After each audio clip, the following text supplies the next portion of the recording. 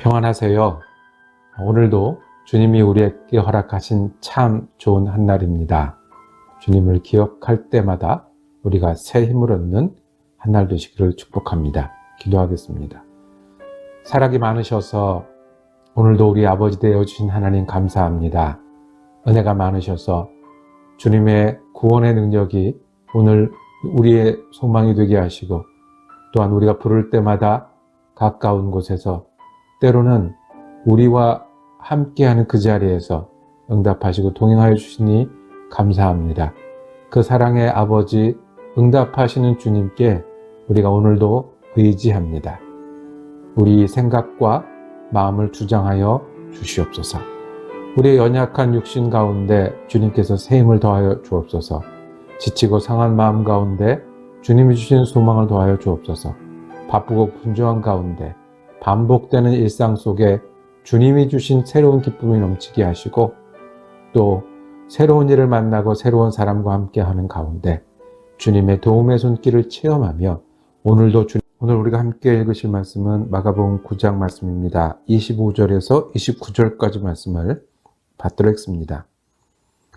예수께서 무리가 달려와 모이는 것을 보시고 그 더러운 귀신을 꾸짖어 이르시되, 말 못하고 못 듣는 귀신아, 내가 네게 명하노니 그 아이에게서 나오고 다시 들어가지 말라 하시매, 귀신이 소리지르며 아이로 심히 경련을 일으키게 하고 나가니 그 아이가 죽은 것 같이 되어 많은 사람이 말하기를 죽었다 하나, 예수께서 그 손을 잡아 일으키시니 이에 일어서니라.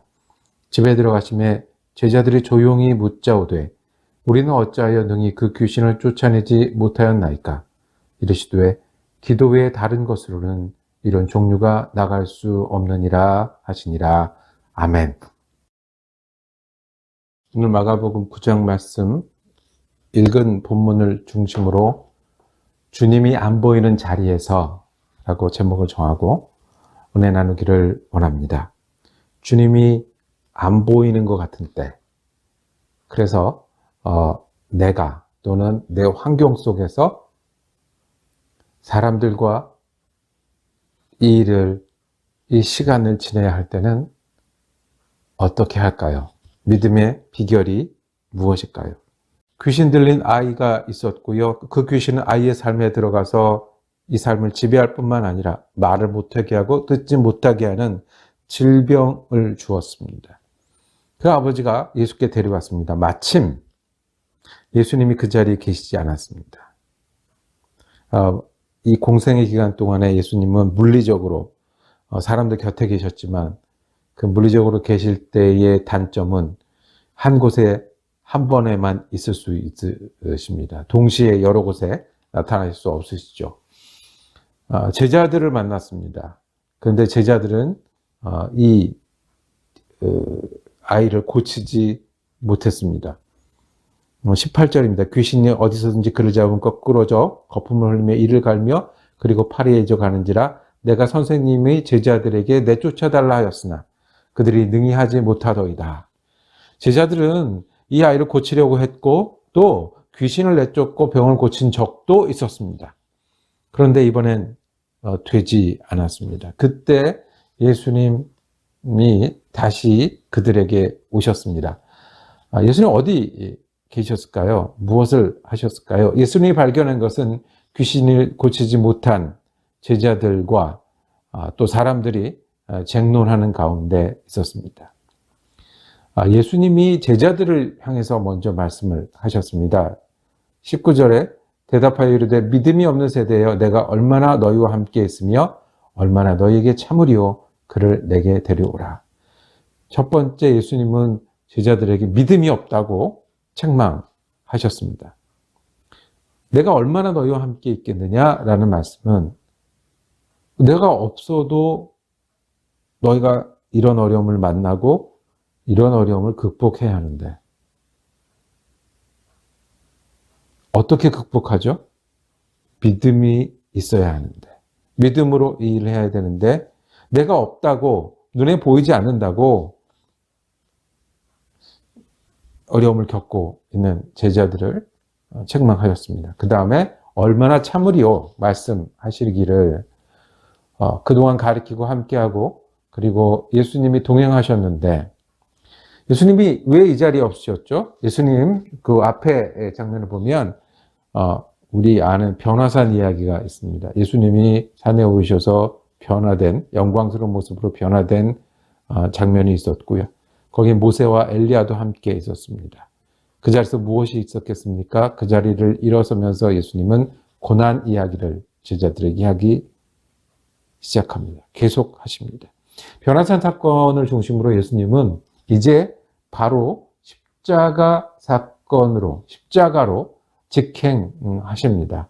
그동안 예수님은 치유하시고 가르치시고 전도하셨지만 이제는 구원의 마지막 그 자신이 어린 양이 되어서 모든 사람의 죄를 대속하는 그 사건으로 직진하십니다. 그 중요한 변화산 사건으로 떠나 있는 동안에 제자들은 자신들이 감당할 일들을 하지 못했습니다.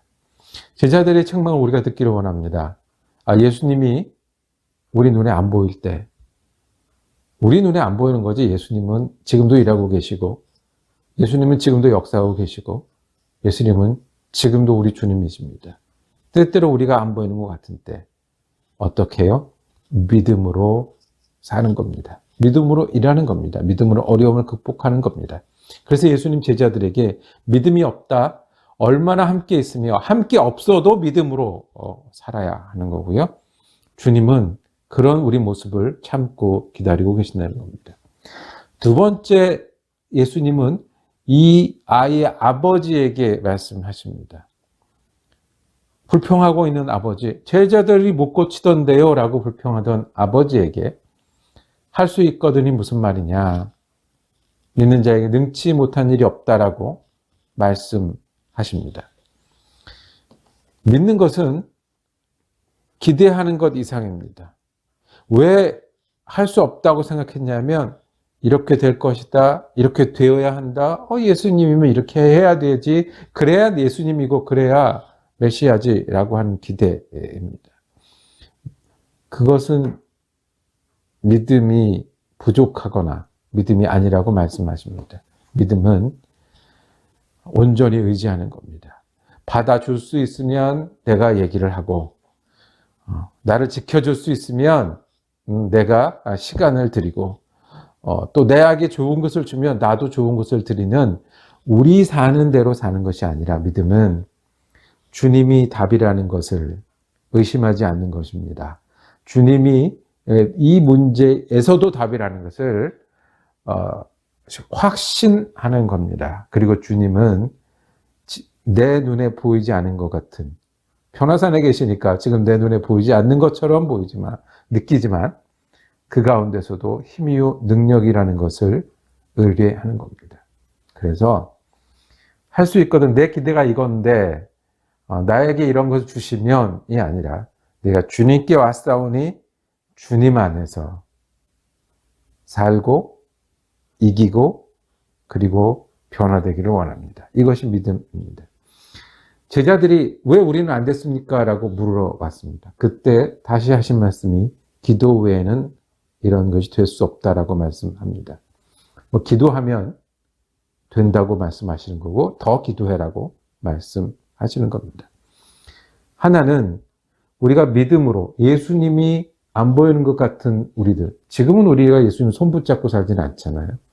그렇죠? 부활하신 예수님을 우리가 믿고 사는데, 믿고 사는 것은 어떻게 하는 거냐면 기도함으로 믿는 겁니다. 우리에게 어려움이 생길 수도 있고요. 우리에게 기대가 생길 수도 있고요. 우리가 또 사람들 가운데 있는데 예수님이 안 계신 동안에 믿음으로 일하고 믿음으로 어려움과 싸우는 것은 어떻게 하는 거라고요? 기도함으로. 기도가 온전히 주님을 의지하는 자리잖아요. 기도가 온전히 주님과 대화하는 자리잖아요. 기도가 온전히 마음을 모두어서 주님과 함께 출발하는 자리잖아요. 그러니 기도하면서 사는 것이 믿음이다. 두 번째는 기도함으로 깨어 있어야 한다는 말씀을 하는 겁니다. 내가 안 보인다고 해서, 내가 없는 것 같이 느껴진다고 할 때 우리가 어떻게 믿음을 지키며 살겠습니까? 예수님을 우리가 알면 얼마나 알고 따르면 얼마나 따르겠습니까? 우리가 그러면서 어떻게 더 큰 믿음을 갖고 믿음으로 예수님 따라 일할 수 있겠습니까? 그러므로 기도함으로 깨어있는 사람이 예수님이 물리적으로 안 보이는 것 같은 그 순간에 예수님처럼 예수님이 가르치신 대로 예수님을 따르며 살 수 있는 일입니다. 다시 한번 우리에게 말씀하시네요. 예수님 믿는 사람들은 우리에게 시간을, 우리에게 일을, 우리에게 사람을 만나게 하신 주님 앞에 기도함으로 그 일을 감당하는 것이 믿음입니다. 또 하나는 내가 기도하는 사람이 되어야, 기도함으로 깨어 있어야 믿음을 지키고 예수님 없는 가운데서 오히려 믿음을 성장하고 예수님을 따라 사는 사람 될 수 있습니다. 이 말씀 우리가 받길 원합니다. 기도함으로 깨어 있기를 원합니다. 사랑과 은혜가 많으신 아버지 하나님, 우리의 기도가 부족한 사람임을 고백합니다. 기도해서 주님과 함께 살아야 되는 사람임을 고백합니다. 우리가 우리 무릎을 다시 강하게 하기를 원합니다. 우리가 주님을 의지하는 온전한 기도하며 살게 하시고 우리에게 주어진 시간과 일 가운데 기도로 예수님과 함께 일하게 하시고 기도함으로 깨어 있어서 믿음의 사람, 믿음이 더 성장하는 사람 되게 하여 주시옵소서. 요즘 예수 그리스도 이름으로 기도드립니다. 아멘. 함께 묵상할 수 있어서 감사했습니다. 다음 주간과 그 다음 주간은 예수님의 고난을 기억하며 우리의 마음을 십자가에 모으는 기간입니다. 그래서 특별히 마가복음의 예수님 이야기를 2주간에 걸쳐서 묵상하도록 하겠습니다. 은혜로운 한 날 되시기를 축복합니다.